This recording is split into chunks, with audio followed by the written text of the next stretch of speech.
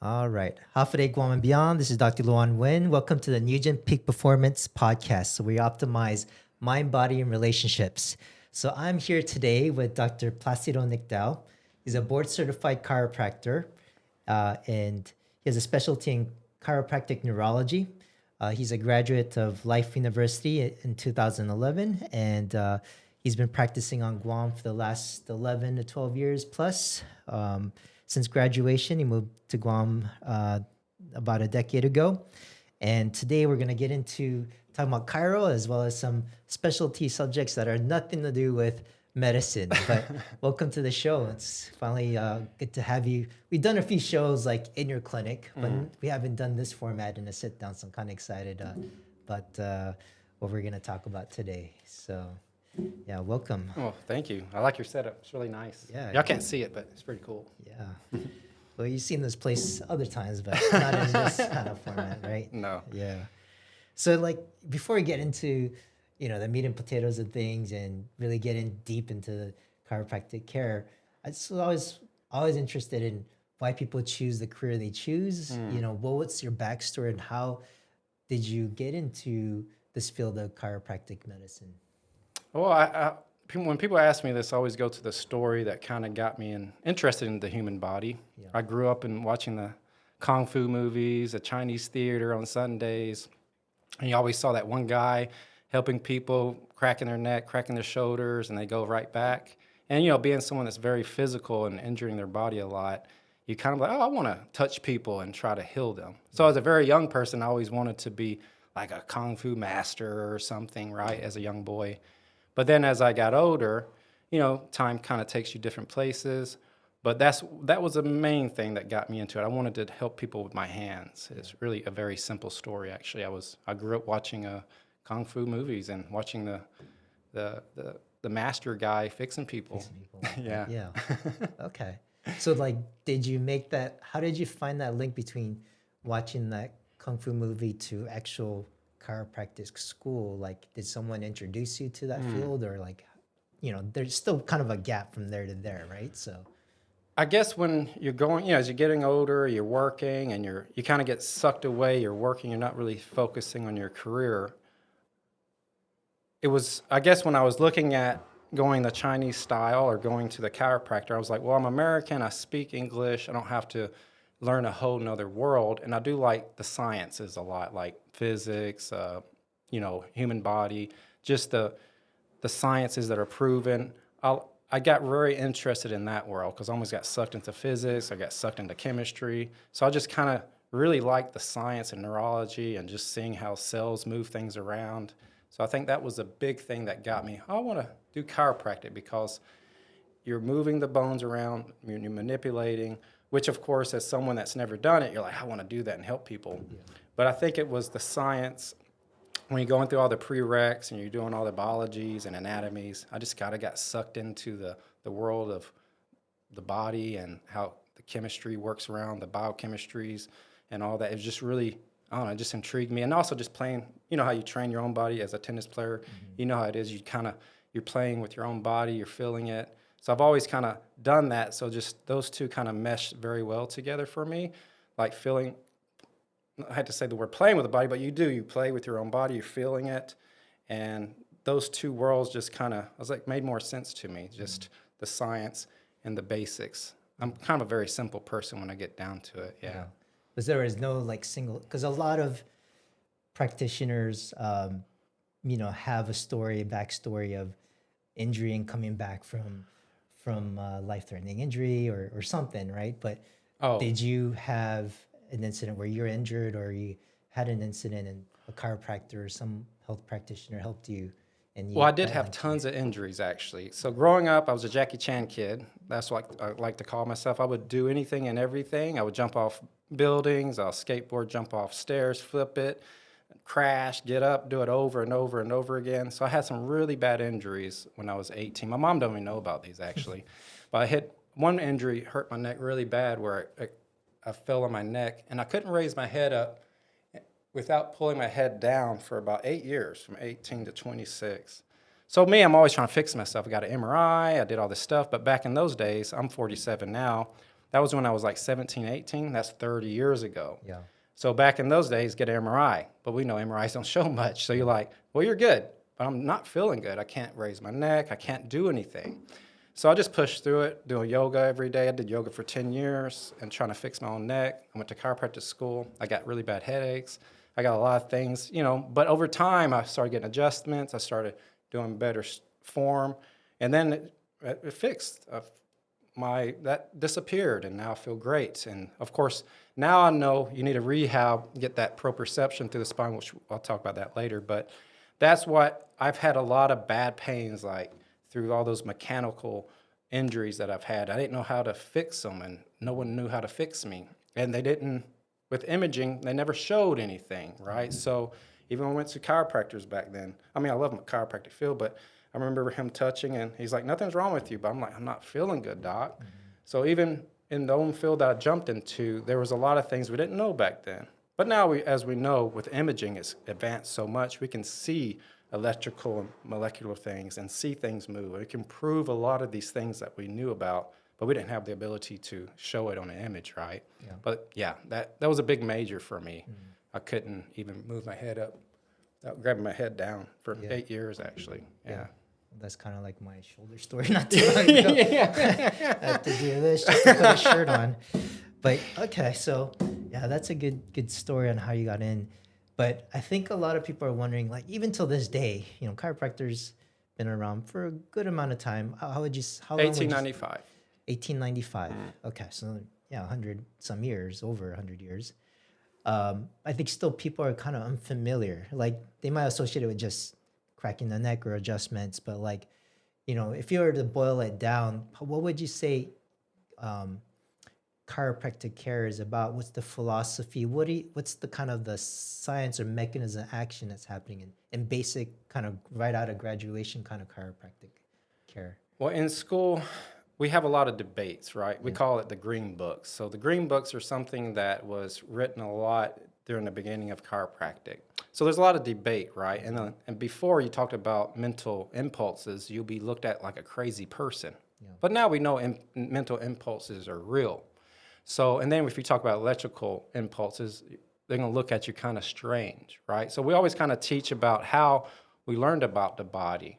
So back in the day, we thought the heart, not chiropractic, but this the world of learning. We thought the heart was actually the brain, right? Mm-hmm. And we thought the brain was the coolant, or what's the part of the car that cools the water down? I'm having a brain freeze right now. So that area, they thought the brain was just cooling down the blood. So you can imagine 1700s, that's the thinking process. And then chiropractic got invented in 1895. And he was a magnetic kind of healer, kind of thinking about energies and stuff. And then I guess over time, what we thought was just putting a bone into place, we would use these very simple things, right? It's out of place, let's put it back in place, right? That was kind of the mental standpoint. It's no about electricity or mental impulses. It's about just putting it back in place. Mm-hmm. So we're trained to kind of debate each other, but now we know that we're having to evolve in chiropractic field, and we still debate actually, but we know now we have terms and we can explain things better. So we're trained to kind of debate the philosophy and then hopefully get to the point where we're at now. So the question you asked me is hard because I graduated in 2011, and a lot of things has changed ever since then. And some old school teachers, the term proprioception has been invented since 1906, but they may not even use that term very much. But now we know that's what we're doing. We're sending input into the brain, right? So I know it's a long-ended answer, but it's a very difficult question because we're kind of depending on where you're taking within. When you start to learn, you may get pulled a certain way, right? I got pulled towards chiropractic neurology, and others will get pulled other directions. And we all have our biases, but I believe chiropractic neurology is the true chiropractic and where we should evolve to. So I guess that's kind of where I'm at in my journey. Right. Yeah. So kind of going back to the basics of, if you align the spine, align the musculature the way it's supposed to be, how does that improve function? How does that improve pain? Like, can you try to explain that more, I guess, at a mechanistic standpoint? Well, I would, well, just basic proprioception, right? Let's just think about that. Can So you define, yeah, proprioception? proprioception is, so when we have input to the brain is mainly input, right? We have to have information in order to respond to our environment or to respond within our own body. Right. So proprioception is how you feel yourself. And then the vestibular system, we have to kind of talk about two things. There's something that feels ourself as proprioception, and then we have other things like organ messages, things of that nature. But you also have vestibular world, which feels gravity and forces of your head movement. So that's more forces from the environment or your own force you move with your head. And then you have the proprioception, which comes mainly from joints, muscles, and tendons, and that helps you get the feedback. So if you don't get good proprioception, you will not have good motor output. So if you have weak muscles, do you have good joint motion or good functional joint motion, sending those biofeedback messages back and forth so your brain can actually get that motor response? And so when it comes to adjusting or anything, I'm always thinking input. So I'm thinking, okay, I see a pattern, and then a lot of basic patterns are mechanical. Like you said, you can just kind of crack or mobilize some areas, and then you see, well, not for your case, but some cases you mobilize the occiput, the shoulder works better. Not all cases, but some cases this is a basic input problem to the upper neck. So you just have to think input, the brain is input. When you put input into the system, and the upper neck is a big integrator of information, and the neck is, just think of it like a sensory organ. Don't think of it like something that is powerful, but it's more of a sensory organ where it sends messages here to tell you where your head and your eyes and everything's in space. So you can swing your arm or swing your legs. But if that's off, tension will start to occur because your brain will try to protect you. And then next thing you know, you'll start ripping tendons because you're having the tension in the deep core of the spine, which is the stabilizer, right? So you have to think input. It's not about putting it in place. You're giving the input, and the brain takes it, and then your brain does the rest, kind of like you cut an arm, it heals itself. Yeah. So what are some things that might throw off the input in those nerves?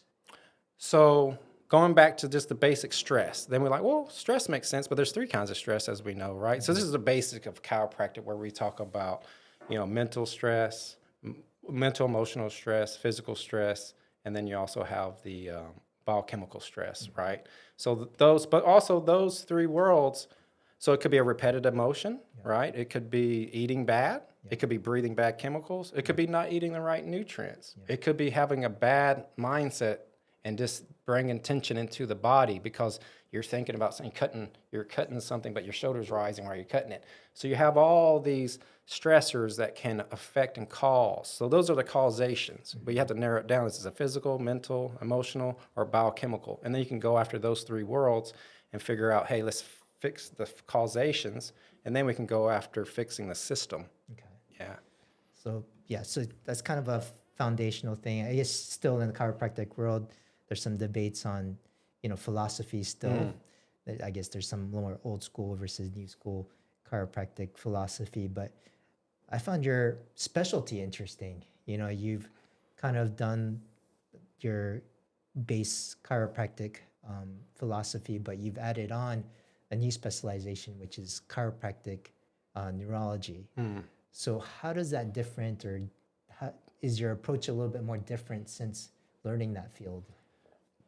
Yes, mate. It's a big difference because in chiropractic, all your classes are feeling the spine, moving the spine, looking at x-rays. You look at so many x-rays. I mean, you have so many quarters of just looking at x-rays in the bone. So in a sense, they really want you to really know the spine. Yeah. So they're really training you to feel the spine, move the spine. And there's so many techniques in basic chiropractic school that they're going to be pulling your upper cervical technique, sacral technique. There's so many techniques. So as a student, you're kind of trying to figure out, you got so many things to think about. Yeah. So chiropractic neurology, its basis is, of course, the brain and nervous system controls the body, right? And then you have to look at the eyes, right? You have to look at the vestibular systems. You have to look at all the input systems and compare, because when you look in the upper necks, you kind of want to know how the eyes move and how the eyes move when you're tilting and moving the head. That tells you a lot about their neurological aspect. So, but in basic chiropractic helps most people, but the other 20-30% may fall through your cracks, is my own opinion. And those is where you have to go after the vestibular world, right? So if you're not looking at eyes and head motions with the eyes and neck, like there's muscles in the neck that corresponds to muscles of the eyes. I'll just name a few. Intertransversarii muscles of the neck with the lateral rectus of the eyeball, with the pterygoids of the jaw. Those is a homologous column. I hate to talk a little scientific, but this kind of helps understand. If you see all three of those turned on, you know that that column is turned on. And if you're seeing jaw deviations, it helps you figure out, hey, I need to maybe slow down one side of the brainstem, speed up this, turn on the prefrontal cortex on this side, try to bias. It's biasing. You can't turn on things without turning others, but you can bias areas. So if you can bias areas, you can get them to start firing. If you don't use it, you lose it. So in the sense of functional neurology, you're looking for the inputs and you're looking for if there's a good effect. So you test, you do the treatment, you see if it's a good result. So the training, I guess, you're looking at the feedback of. You're always looking, and the biggest thing is we're looking at not just the spinal proprioception world, we're looking at the oculomotor, we're looking at vestibular worlds, we're looking at a little bit more than just the proprioceptive spinal world. Yeah. So we're saying you're biasing certain systems. Like what physically would you be doing in the clinic to push that bias? Well, one of the main Stimulate it, patterns, as you've seen, because is just a body pattern, like a posture pattern. So in the beginning, postures start off turning. Most postures are going to tell you what the brain wants. Not always, but a lot of times, for instance, if you have a head tilt one way, pelvis is turning that way, the brain usually will try to put your body in the position to feel more. So it's trying to fire up a cortex usually. So if you see that pattern, and then you kind of look at other patterns, and then that's how I'm trained to look. I'm looking for certain base patterns, but there's a lot of patterns within. Actually, I forgot your question. Sorry, going on a tangent. Yeah. So how would you bias? What would you do physically in the clinic to bias the way you want? Okay, so good. So, and then when we see the posturing, let's say they're already biased in their posturing, leaning and turning to one side, or they may be turned and have a weird posturing. So just basically stimulating the middle part of the cerebellum, you can have someone just spin to a side, right? But I may spin your head to a direction while you look another direction, while I mobilize the joint, all at the same time. And that will pump a certain region of the brain at a very high level. So that's how you can bias, like possibly the nucleuses of the cerebellum. Now, if you fixate on something, while I do some things, I can bias possibly the basal ganglia, the prefrontal cortex, and the Purkinje's. These are the three areas that demise first as we get older. And those are the ones that help inhibit and help us control and be soft in our body.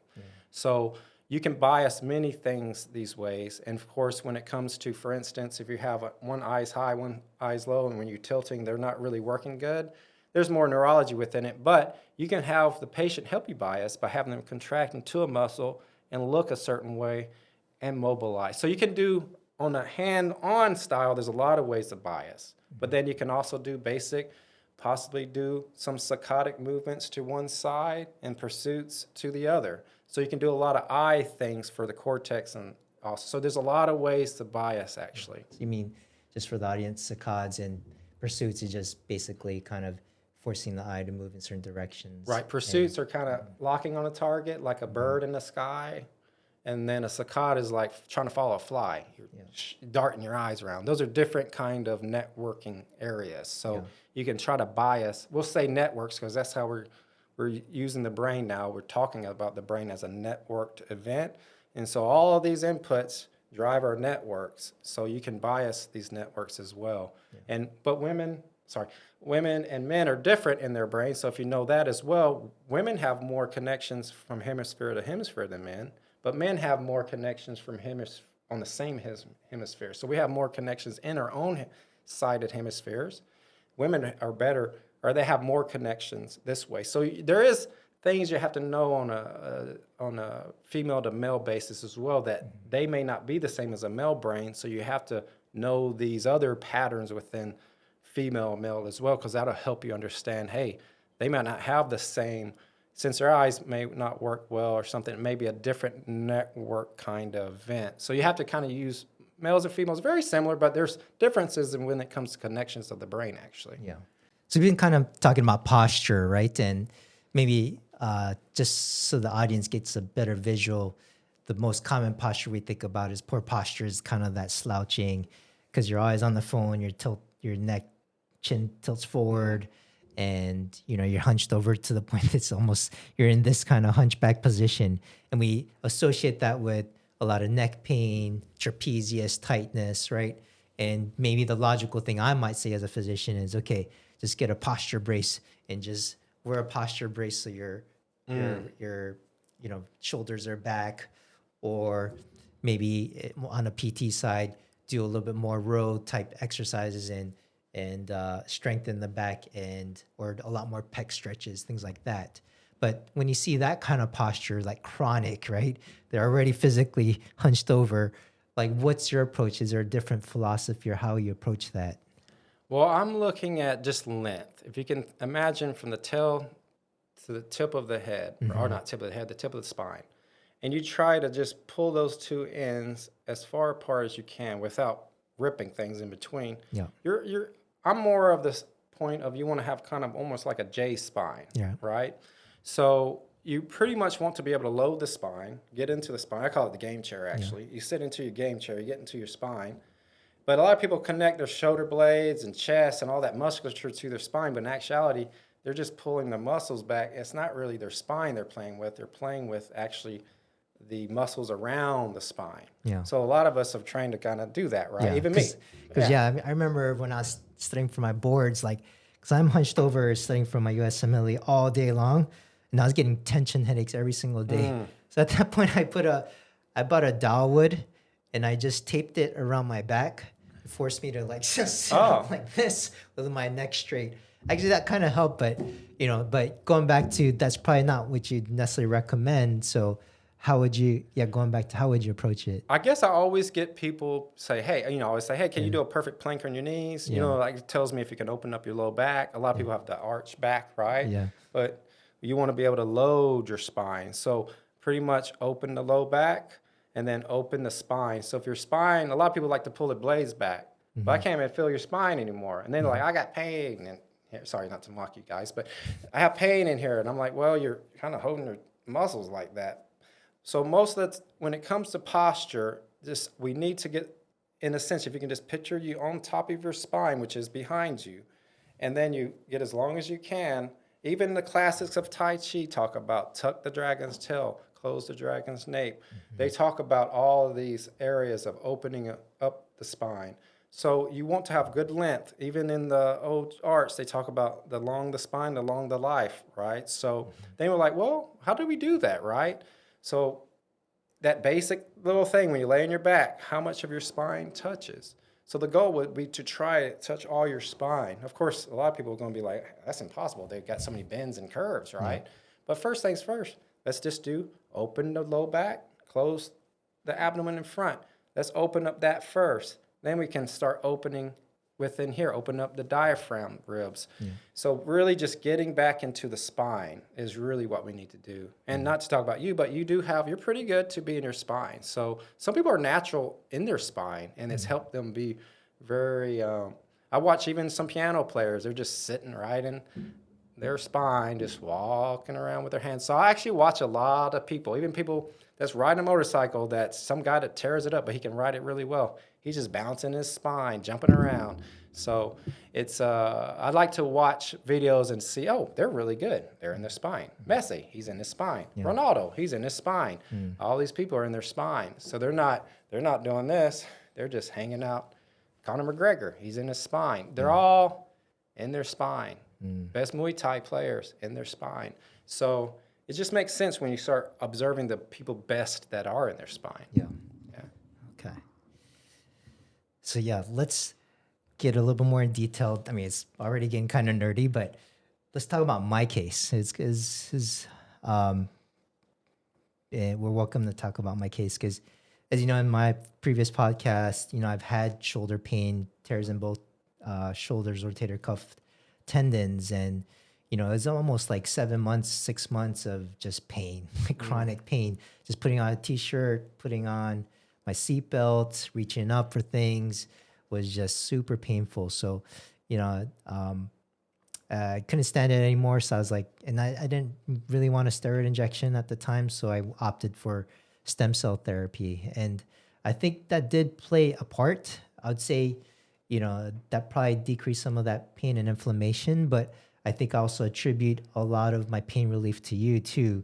If I were to put a percentage, probably 30 to 40%, somewhere in that range, that you kind of topped that off, or you kind of help elevate that procedure as well. And definitely a lot cheaper too.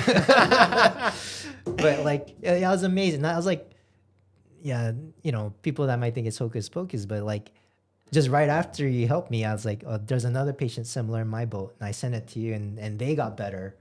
So I think you probably know who I'm talking about. But so yeah, tell me about what you saw, some of the patterns you saw, and maybe what was causing my shoulder pain, and how did you help me? Yeah, so this kind of helps people to understand how to think about the brain and the body. So when you're looking at things, you had pain. Let's say a lot of people have pain in the shoulder, and so you go to masseuse, they're going to be poking and prodding all over it, or maybe even us chiropractor, we may start poking and prodding. But when it comes to why it happened, you're like, most of the time it's going to be something happens to the stabilizers, meaning the spinal area, and what controls that? The brain. So I was thinking about you, and you're a tennis player, and I'm thinking, well, he's rapidly moving back and forth. He's using his eyeballs to look at the target. He's hitting the target. It's okay to talk about your body? Of course, Okay, yeah. so as upon examining you have a lot of tension in your upper neck and your spine. So it's so simple, right? You can feel, it's like, man, it's locked down. So usually what happens when it comes to like any kind of disruption in our system, it will try to protect it. So it locked you down actually already. You're locked down. And then what happens, pain don't occur in the beginning, it's the tension. And then those times when you're playing, you kept playing through your tension. Then the tendons start to hold and rip, right? Because the tendons are the ones that connects to the bone. And most pain is usually where the bone connect, or where the muscles connect to the bone, which is the tendinous area. So most pain is a tendon. It's not usually the middle of the muscle, right? It's usually the tendons. So you kind of just think about it. I was like, okay, this guy's moving around, he's swinging, his neck's super tight, his ocular. So one of the things I found on you, remember, was a rapid head movement, which is the vestibular ocular reflex. And that, just imagine you're doing that playing tennis, which makes all the sense actually. So if this thing's, and you're looking, it's going to make sense your shoulder would probably get tight and then start to tear up those tendons. And so for you, what I started doing is I was like, well, let's get some information into this area, but I also wanted to bias and get those VORs. You can increase or decrease VOR gains, right? So you had some decreased gain on one side. What's VOR? Vestibular ocular reflex. So if you stare at something, you move your head really quickly, your eye should stay on point, actually. It should not move off target. So there's a pathway where we should be able to do that, right? Your eye should not pull, but if it does, or if it stays and it pulls the other way, that tells me something about the gain. Of course, then you compare that with the eye movements and then the neck musculature. You can kind of pinpoint which area is turned up and which area is turned down. So for you, I biased your cerebellar area world and the vestibular world and tried to get you also to correct some of the error correction, meaning your connection of your eye, forces of head movement, and your reading of your body, which we were talking about proprioception. I know I have to keep going back to proprioception, but your proprioception, your oculomotor, and your vestibular system, those three were not very connected or having a good feedback like we should. And so what I did, I wanted to get your brain to start feeding that feedback again, get the VOR reflex where it's not pulling off target. And so that's where I went after you. That's where, you remember, sometimes I'll spin you to once, do a maneuver and have you look at the same time. That's when I was trying to bias one side of your cerebellar, the middle part. And then when you're staring at my nose and I'm doing certain things where you're following me, that's when I'm trying to bias more of the Purkinje, more of the inhibitory part of your brain, get that biofeedback to get things to release and get the neck, eye to connect again. Because a lot of people, you do this to them, their head will move around. That's called titubations, right? And the eye, if the eye moves, the neck can move because they're connected. So, and some people you may find that, but for you, it was a big connection with the VOR world. And it makes a lot of sense because you do have to look, and you're telling me you're having trouble. Sometimes you're not as accurate. Like sometimes you try to hit it and you weren't hitting the middle. And it kind of made sense to me. Like your mapping was off. Your inside body and the outside world was not connecting like it should, like at a high caliber. Yeah. Okay. So yeah, enough about me. Let's talk about some of your success stories, you know, because you take on some of the weird, obscure, a little bit more weird or harder cases, right? So can you talk a little about some of your other success stories with patients? Well, I remember you told me, what do I remember? Actually, I only remember mainly the people that I don't help because those are the ones that just gnaw at me at night. Yeah. But the ones that I help, there's a lot of cool ones, you know. I had this one case, the guy or a person, male or female, not man, it could be either one. So as you track your eye, when he's tracking his eye, his left eye would stop in the middle, and his right eye would continue. So he could not track with both eyes to the left. So some people diagnosed him with a lateral rectus nerve problem to that muscle that pulled the eye, right? So you can imagine the wiring, like if this wire was cut, that's not going to work, right? So, but there's other things. Maybe this wire, this is how you would explain it. So maybe it's not this wire that makes this mic not work. Maybe your plug ain't working, right? So that's where I had to go with him, actually. So he was a cool case because it wasn't actually his muscle or the wire to the muscle. It was actually the integrator in the brainstem below. So by just biasing that area using, you remember those OPK strips I do, and then fixating on objects. So I biased his integrators in his brainstem, and then after, I don't know, 2 or 3 weeks, his eyes started tracking together. Because he was wearing an eye patch, he's, you know, freaking out, you know, they're about to do surgery. They're trying to figure out, they say it's his muscle there and his nerve. But I was like, well, no, your eye's actually moving. So that one's kind of neat because you're looking at an eyeball that's not moving. And then eventually you get it to actually track. So that one was actually a neat one because I never had that one. And but there's a lot of like ones through every week. I guess the basic ones that come in, sometimes a person got raised their shoulder and they've been to therapy. It's not you, of course, but some people. It's not you, Jen. Sometimes you crack the occiput correctly, and then you don't see them again. It's just one visit. It's like a miracle. They're done. They're like, man, it's fixed. And you don't see them again because they had a jammed up input here. I've seen those. Yeah. And I think I also want to stress, like, it's not, you know, sometimes it's sequencing, right? It's not like one area of discipline is worse than the other. Sometimes it's just the order you do it too, right? Like, I think I did the traditional physical therapy for my shoulder, but I think I needed something to really calm down the inflammation, fix some of the neural pathways. And then now I'm in the physical therapy side, strengthening my shoulder. So preventing any further injuries and also helping my acceleration on the serves and more improving the performance base of it. So sometimes the sequencing of things matters. So, and that's where it's interesting for me because I'm more of an integrated medicine. So I'm trying to see what order or what things work better in certain cases. And that's my study where I'm trying to get better at. So any other cool stories? There's a lot of cool ones, but yeah, it's just, I guess I see them all week. There's actually a lot of people. It's just when you get that, there's so many. Like the main things I remember is the ones I don't help. That's the ones I remember. Yeah, because I don't really think about the ones I fix because you walk to the next door, right? Yeah. And they expect that to be fixed the same way next time. So it's like those I don't remember because you got to hit a home run every time, right? So it's really the ones I don't fix. Those are the ones I always remember, and I always think of them, and I try to figure out what I could have done better. Yeah.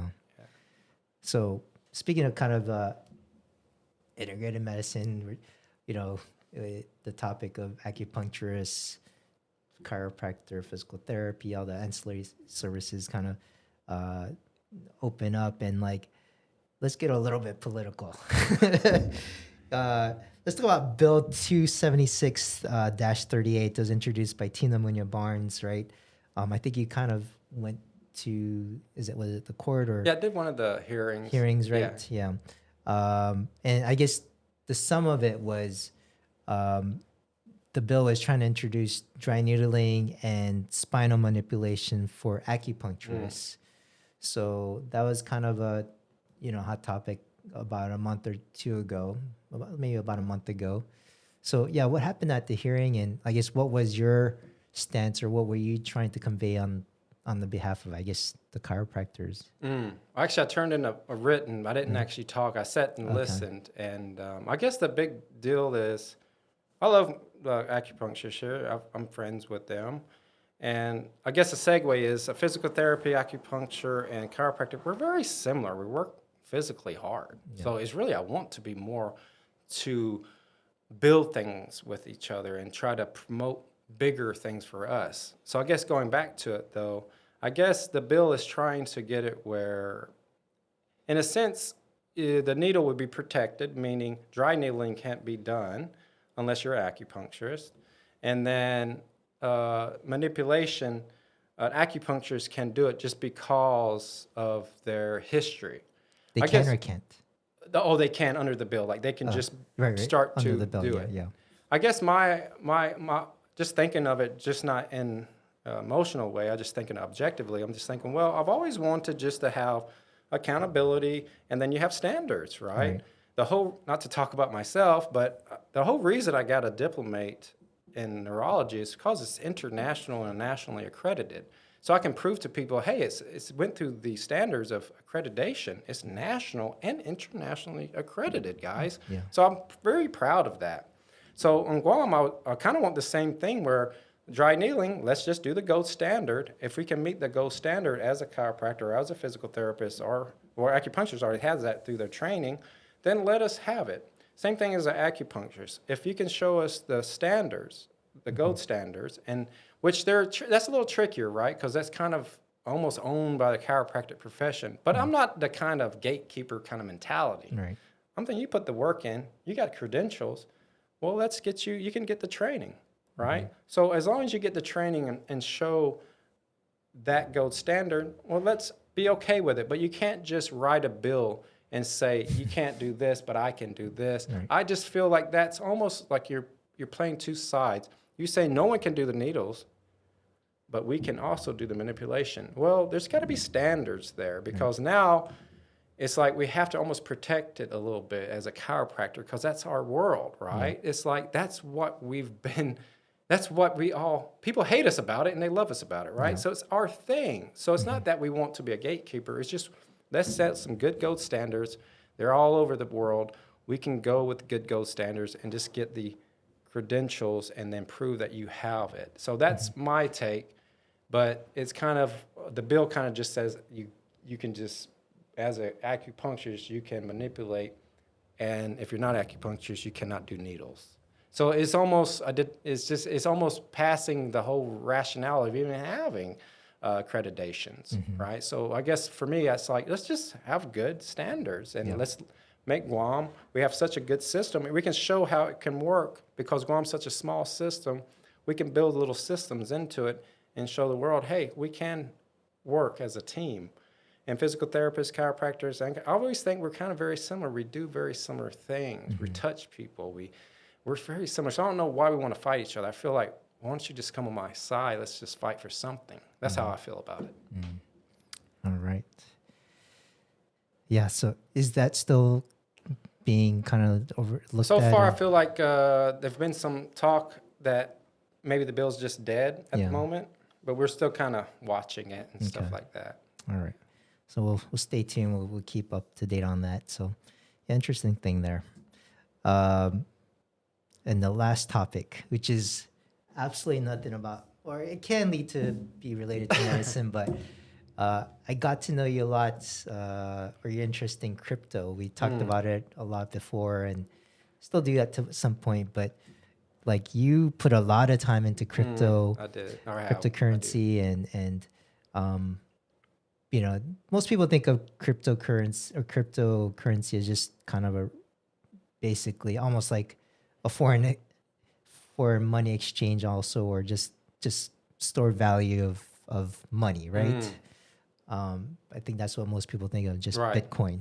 And but what you kind of introduced me was very interesting because the technology behind crypto in that world is like the blockchain. There could be a lot that could be a game changer in the world.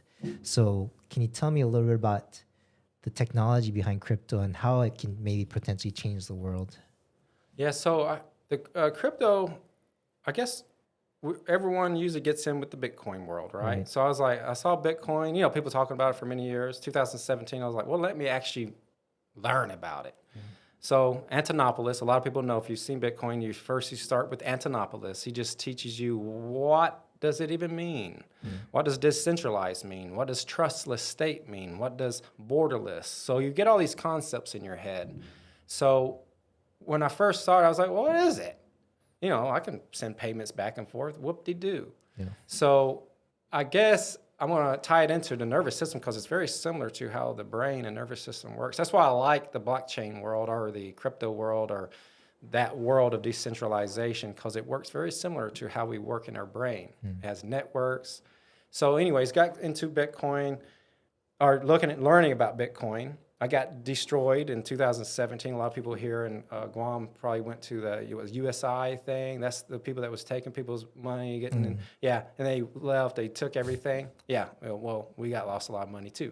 So I got very kind of like, I want to learn. So I started studying about crypto, learning about blockchain, what it is.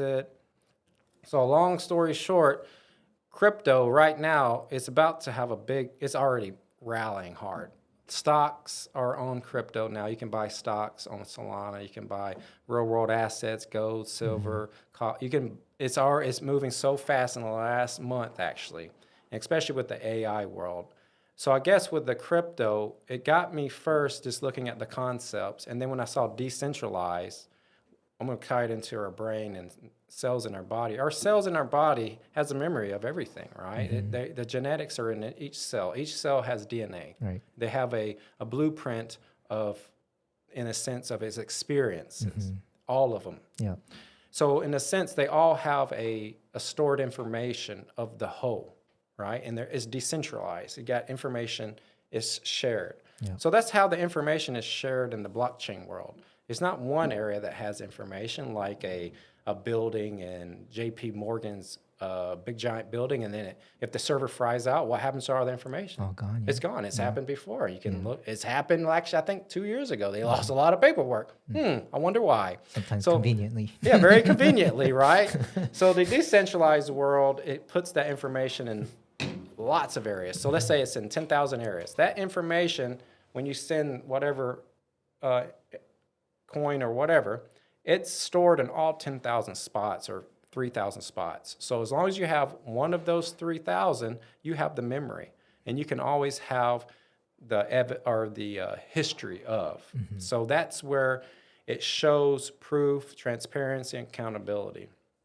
So that's where the crypto is. But now we have privacy is getting really big now. So we know that we love transparency and accountability, but we also need privacy at times. There's certain things you don't want to share. Right. So there's also so when you're thinking about crypto, you have to think about just concepts written into code. So that's what they're doing. They're writing all Swiss bank, write it in code. Fast rails or speed, like latency, how fast something takes to start. Just like our eyes, it has 200ths of a milliseconds to start to saccade, right? That's why I like the information world of the blockchain, because you're putting information on chain, which is, I know I'm kind of losing a lot of people, but just think of information moving around, and you want that information not to be lost. If you can put that information in more than several 100,000 spots and it's stored, and as long as you send, if me and Dr. Nguyen sent information across from each other, like he got $1, he sent me $1, and I sent him $10, we want to have a history of that. That will be stored on all 10,000 computers, and it will always be there. Yeah. So that's where this decentralized is the big thing when it comes to crypto. But then you have newer concepts like privacy, where you don't see, you can't. Now, before you got in trouble for these things, but now we know we need more privacy. And then also just, let's say if you want, like Polymarket and all these things, we see Polymarket, people betting on things a lot. So a lot of these are crypto. A lot of people are going to use crypto, won't even know it. So a lot of things are being built on crypto, and people don't even know they're using it. So that we knew that was going to happen. You may have used an app and was actually probably built on the chain, possibly, and you didn't even know it. So that's kind of how we're starting to see. Yeah. And just recently, with the AI coming out, they had to stop that one AI, right? Because Anthropic and Mythos and all those, they're so good, they can find bugs and ways to exploit payment rails. Have you noticed some payment rails being kind of hindered recently? That's probably because the AIs are going in and tearing them up. They had to stop, the U.S. government had to stop one of them because it's so good. So I guess that's the big thing too. You want to have quantum resistance, which is some of the cryptos trying to build it within their system.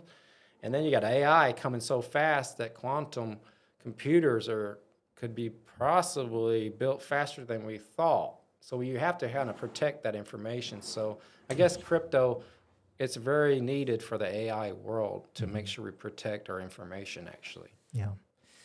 So we talked about just Bitcoin itself and its basic uses.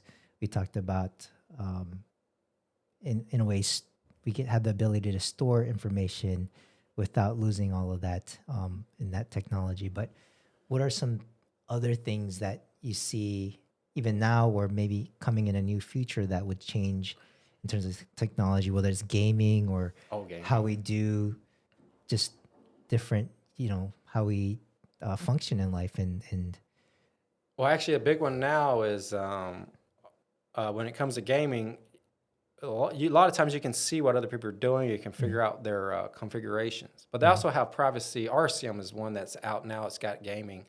And it's hiding what you do. So you still can have, in the gaming world, you don't want people to see how you beat them, right? So they do have those concepts where it protects your, in a sense, yourself, because you don't want to share your what you figured out, right? Yeah. So they have that, and there's one more.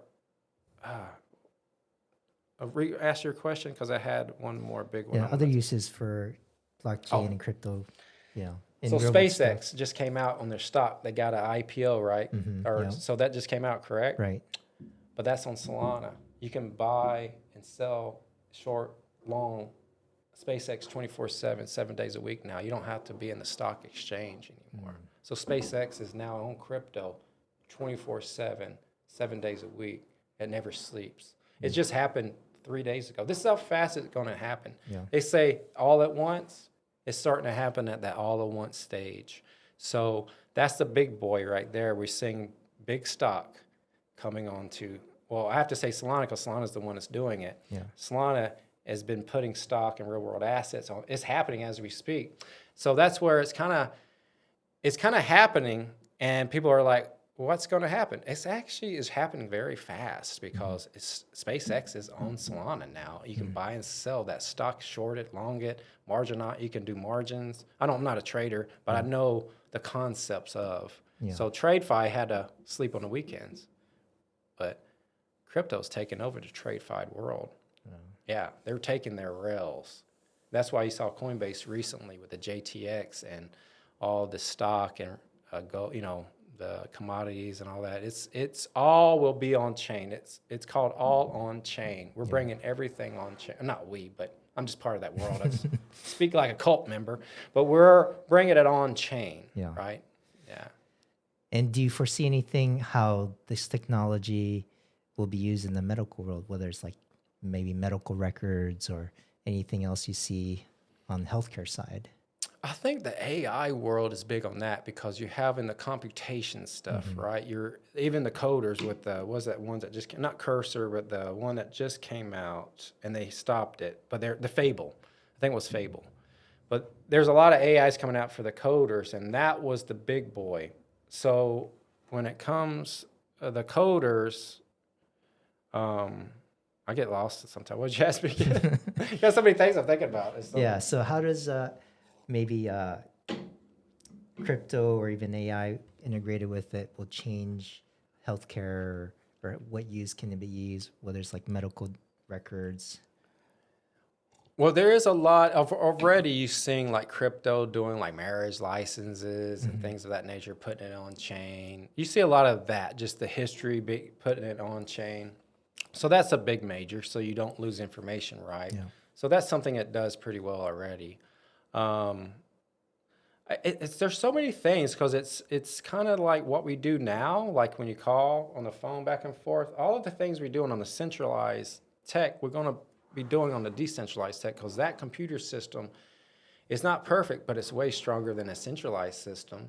So I guess the answer would be everything that we're doing now will be it will be put into the decentralized work, because that's what's protecting us from getting wiped out from all of our knowledge and things, because it can just, we know about the IP, was it the electromagnetic impulse guns? Yeah. I mean, if you get enough electromagnetic impulse, you can just wipe out stuff, right? We know that. So we got to make sure we protect info. So if you have decentralized information, you can have someone that copied a redundant old node, threw it in space, and you can come back and just break out the chain on that. So you can almost revive it from almost nothing in a sense. So that's why it's not perfect, but it's better than what we have. Yeah. Yeah, so it's starting to just take over like anything, really. Storage of information is everything. So we need a decentralized tech for that. All right. Now we got to get into more of that. I got to learn more about that. And I always try to think, how can we integrate it into medicine or healthcare? And I want to learn a little more about that. But last question, since we're kind of looking into the future, when it's all said and done, when you are done in your career, what do you want people to think of how you benefited the world, or how do you want to be remembered as a practitioner, as a person? Well, I guess you want to be able to teach others, right? Show them because there's so many things I've learned that I can teach very quickly that took me years to learn. Yeah. So I guess the main thing is I want to be able to teach people the little things that I've learned over the years that they can get those epiphany moments. So I feel like, I guess I want to be able to give people epiphanies and show them the epiphanies that I found over the years, because those are the cool things, right? It took me so many years to find it, but it's actually easy to know if you just told somebody, right? So those are the cool things I want people to remember me for. Just, wow, he taught me that, and it was so simple, but it changed my life, right? Yeah. So I guess helping people find the simple things that makes the world of a difference. It's usually that simple thing too that we're not doing. Yeah. So be back to the Kung Fu master that teaches their apprentice. Yeah, I just want people to get something from benefits them at a very high level. Yeah. And then they can replicate that or teach someone else, and it replicates through the minds of others. And hopefully it's attached to me somehow. Yeah. Yeah, so I can replicate in the history of life. Yeah. All right. We'll close on. Thanks for being here. And we'll have more conversations and more videos to come. All right. Thank you for having me. It was awesome.